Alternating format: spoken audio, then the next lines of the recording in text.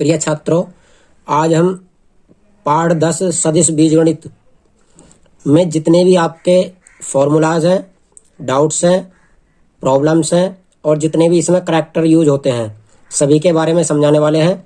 आज आपके ये सभी डाउट क्लियर होने वाले हैं, तो आप वीडियो को शुरू से अंत तक देखते चलिएगा। आपको वीडियो में बहुत कुछ सीखने को मिलने वाला है। तो शुरू करते हैं। किसी सदिश के दिक् अनुपात निकालना। यहाँ पर दिक् को दिशा से प्रदर्शित करेंगे हम। मान लेते हैं कि हमारे पास एक सदिश दिया गया है। यह है ए वेक्टर बराबर, ये मान लेते हैं हम A I cap plus B J cap plus C K cap, जहां की ए बी सी जो है वो अदिश हैं, या फिर कह सकते हैं आप कि ये कांस्टेंट है, रियल नंबर है। अब हमें निकालने हैं इस सदिश के direction cosine, direction ratio. Direction ratio का मतलब दिक् अनुपात निकालने हैं। ये दिक् अनुपात होते क्या है, मैं आपको पहले ये समझा देता हूं। आपने कक्षा 9 और 10 में पढ़ा होगा अंतःखंड, कि अंतःखंड होते क्या है। ये आपने कक्षा 9 और 10 में पढ़ा होगा कि किसी भी रेखा के अंतःखंड कैसे निकालते हैं, या अंतःखंड होते क्या है। जैसे कि हमारे पास दो अक्ष दिए होते थे कक्षा 9 और 10 में, एक्स और वाई अक्ष, दो अक्ष दिए गए हैं। अब कोई रेखा यदि इस प्रकार से निकल जाती है, इस प्रकार से काटती हुई दोनों अक्षों को, तो हम क्या कहते थे कि ये वाली रेखा एक्स अक्ष पर कुछ भाग काटती है, जो ये वाला भाग है। इस भाग को हम क्या बोलते हैं, अंतःखंड बोलते हैं। मतलब एक्स अक्ष पर इस रेखा ने ए अंतःखंड काटा है और वाई अक्ष वाले को मान लेते थे हम कि इसने बी अंतःखंड काटा है। तो इस रेखा का समीकरण जो होता था हमारा, वो होता था एक्स अपॉन ए प्लस वाई अपॉन बी बराबर 1। ये हमारा रेखा का अंतःखंड रूप होता था। सेम यहाँ पर जो हमारा सदिश है वहां पर रेखा होती थी, यहाँ पर सदिश दिया गया है ए आई बी जे और सी के। अब यहाँ हम एक्स वाई जेड कैसे पहचानेंगे, क्योंकि हमारे पास सदिश तो दिया गया है ए बराबर ए आई बी जे और सी के। अब ये आई जे के क्या होते हैं, ये करैक्टर जो होते हैं आई जे के, ये होते क्या हैं। आई जो होता है वो एक्स अक्ष पर लंब कोणीय एकांक सदिश होता है। एकांक सदिश, या कह सकते हैं मात्रक सदिश। यदि हम करें जे की बात, तो जे भी होता है वाई अक्ष पर, सेम यही रहेगा, लंब कोणीय एकांक सदिश। और के भी ये होता है जेड अक्ष पर लंब कोणीय एकांक सदिश। तो ये आपको याद रखना है कि आई जे के होते क्या है। अब इस सदिश को कैसे प्रदर्शित करेंगे एक्स वाई और जेड अक्षों पर। ये हमने बना दिया है एक्स अक्ष, ये बना दिया है वाई अक्ष। अब जेड होता है इस प्रकार से, यहाँ पर ऐसा होगा, ये इस पर खड़ा हुआ। अब हम बोर्ड में या फिर कॉपी पर ऐसे खड़ा हुआ कोई सदिश नहीं बना सकते, इसलिए हम इस अक्ष को बना देते हैं नीचे की और इस प्रकार से। अब जो हमारा ए बराबर जो वेक्टर है ये वाला दिया हुआ, वो आई क्या होता है अभी बताया था, एक्स अक्ष पर लंबकोणीय एकांक सदिश, ये जे वाई अक्ष पर और के जेड अक्ष पर। ये जेड, ये वाई और ये एक्स अक्ष हमने मान ली है। ये कोई सदिश है, मान लो ये सदिश यहां पर है। यहां पर है का मतलब है ये जो जेड है वो यहां पर माना जाएगा ऐसे। अब इसने एक्स अक्ष को कितना काटा है, वाई अक्ष को कितना काटा है, और यहां से आप मिलाएंगे तो इसके सीध में आ रहा, थोड़ा अलग मानते हैं हम, तो इसको भी ये कहीं ना कहीं ऐसे काट देगा। ये इतना हो जाएगा हमारा, यहां से यहां तक है ए का मान, तो ये ए आई बन जाता है। ये यहां से यहां तक होता है बी का मान, तो ये बी जे बन जाता है। और ये यहां से यहां तक होता है सी का मान, तो ये सी के बन जाता है। इस प्रकार से हमारा जो ये सदिश है वो ए आई बी जे और सी के कंप्लीट हो जाता है। मतलब ए क्या है, एक्स अक्ष पर काटा गया अंतःखंड है, बी क्या है, वाई अक्ष पर काटा गया अंतःखंड है, और सी क्या है, वो जेड अक्ष पर काटा गया अंतःखंड। मतलब किसी भी सदिश के दिक् अनुपात जो होते हैं वो ए बी सी होते हैं। दिक् अनुपात ए बी और सी, शॉर्टकट में कहते हैं ना DRS, ए बी और सी। अब आता है दिक् कोसाइन क्या होते हैं। यहां पर निकाल लिया हमने दिक् अनुपात ए बी सी। किसी सदिश के दिक् कोसाइन निकालना, ये तीनों अक्ष मैंने दर्शा दिए हैं यहां पर, जेड एक्स वाई। ये आई होता है इसका, जे होता है इसका सदिश और के होता है इसका सदिश, लंबकोणीय एकांक सदिश जो कहते हैं।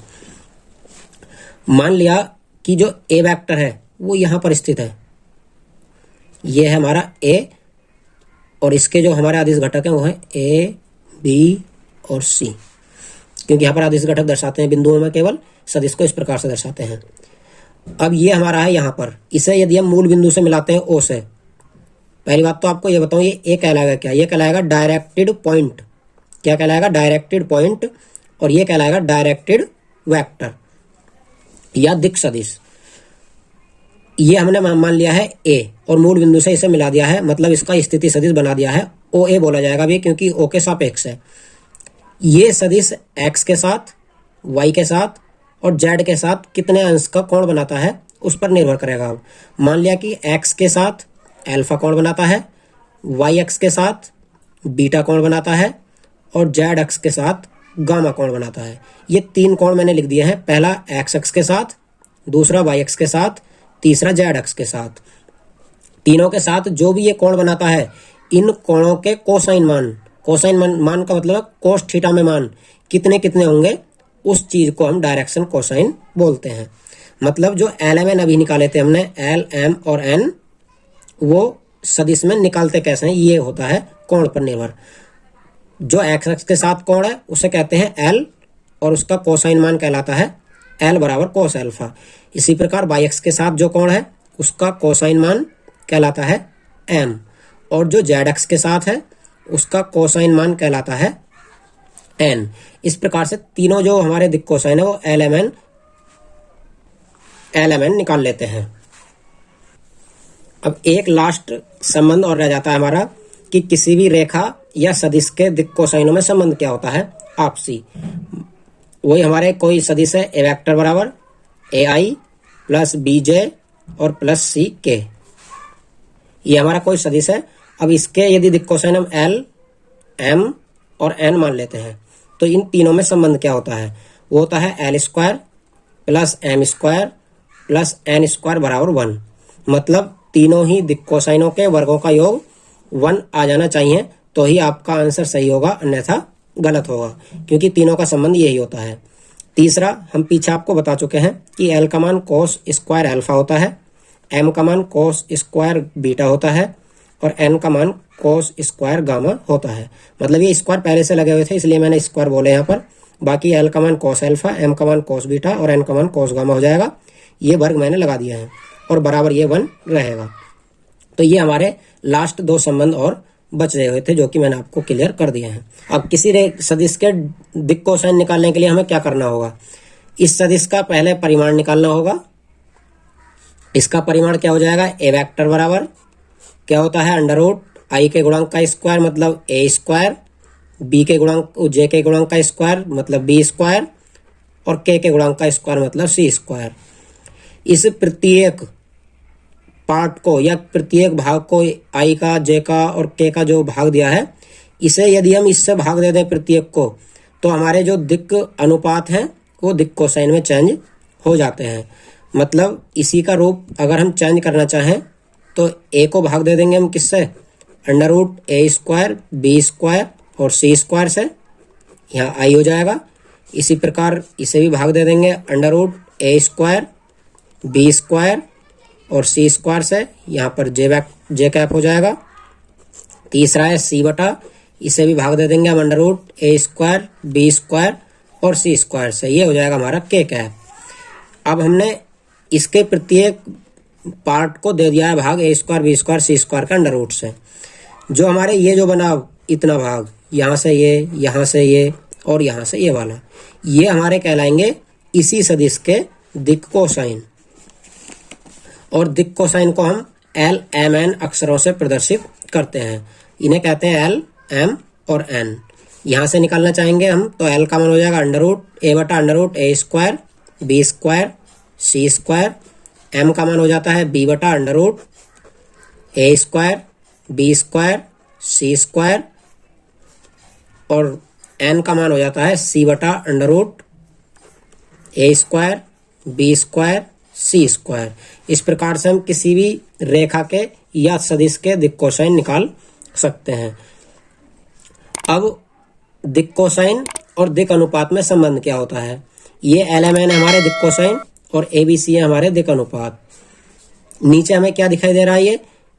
ये सब क्या है? ए का मापांक है, तो हम इसे इस प्रकार से लिख सकते हैं LMN बराबर ए बटा ए वेक्टर का मापांक, फिर बी बटा छोटा बी बनेगा बी बटा ए वेक्टर का मापांक, और ये हो जाता है कॉमा लगाकर सी बटा ए वेक्टर का मापांक। तो ये इस प्रकार से लिख सकते हैं।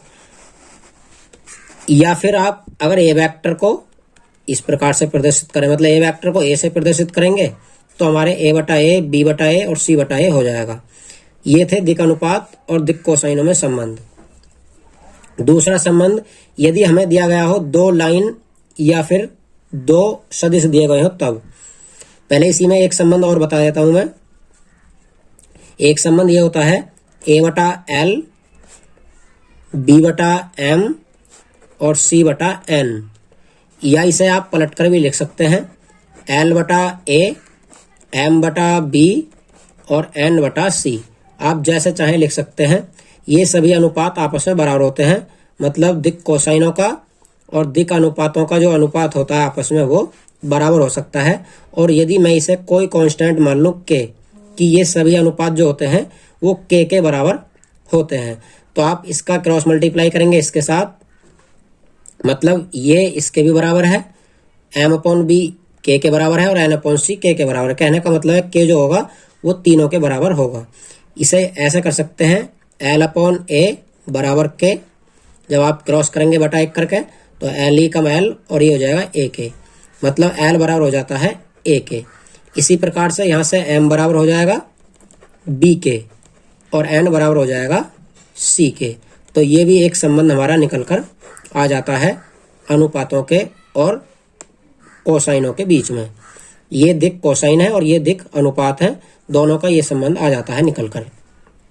अब आगे चलते हैं हमें, जब दो सदिश और दो रेखा दी गई हो, मतलब या तो दो रेखा दी गई हो या दो सदिश दिए गए हो, उनके दिक् कोसाइन और दिक् अनुपातों में क्या क्या संबंध होता है। दो सदिशों या रेखाओं के दिक् कोसाइनों में संबंध। मान लिया हमारे पास दो सदिश दिए गए हैं, आप जो चाहे मान सकते हैं। मैं बड़ा ए बड़ा बी मान लेता हूं कि ए वेक्टर बराबर एक दिया है A1 आई कैप, फिर B1 जे कैप, फिर C1 के कैप, और B बराबर मान लेता हूं A2 आई कैप, B2 जे कैप और C2 के कैप। ये मैंने दो सदिश मान लिए हैं। हमें निकालना है इन दोनों के बीच में संबंध। अब इन दोनों लाइनों की पहले इससे हमें निकालनी होंगी दिक् कोसाइन, क्योंकि ये हमारे दिए हैं दिक् अनुपात दिए हैं A1 B1 C1 A2 B2 C2, ये है दिक् अनुपात। हमें इसकी दिक् कोसाइन मान लेनी है L1 M1 और N1। ये होगी हमारी पहली वाली लाइन की, और दूसरी वाली की हो जाएंगी वो L2 M2 N2 हो जाएंगी। निकालेंगे कैसे, ये आपको मैंने अभी बताया था कि प्रत्येक सदिश को हम क्या करेंगे, इसी के मापांक से भाग दे देते हैं तो हमारी LMN निकल जाती हैं। ये मैंने अभी आपको बताया है। अब ये पूछने लगे कि इन L1 M1 N इन सब में आपस में संबंध क्या होता है, मतलब LMN और ये LMN दोनों में क्या संबंध होगा। तो उसके लिए एक संबंध होता है L1 बटा L2, M1 बटा M2 और N1 बटा N2। पहला संबंध है ये पहली लाइन की दिक् अनुपात है, दिक् कोसाइन है, और ये दूसरी लाइन की दिक् कोसाइन है। यदि आपको ऐसा अनुपात कहीं दिखाई देता है, मतलब ये संबंध कहीं बन जाता है, तो रेखाएं जो होंगी वो समांतर कहलाती हैं दोनों, या फिर दोनों सदिश जो होंगे ये दोनों ही समांतर होंगे, अर्थात ए और बी ऐसे चलेंगे इस प्रकार से। यदि हमारा ये अनुपात ऐसे बनता है L1 की L2 से मल्टीप्लाई, M1 की M2 से मल्टीप्लाई और N1 की N2 से मल्टीप्लाई करते हैं और बराबर आ जाता है 0, तो ये रेखाएं फिर लंबवत होंगी, या कह लो कि ये दोनों सदिश फिर लंबवत होंगे। लंबवत का मतलब अर्थात ए इधर चलेगा तो बी जो होगा वो इसके लंब चलेगा, या तो ऊपर की ओर को चलेगा या फिर नीचे की ओर को चलेगा बी। तो इस प्रकार से हम दो रेखाओं के दिक् अनुपातों में संबंध या दिक् कोसाइनों में संबंध निकाल लेंगे पहला ये और दूसरा ये।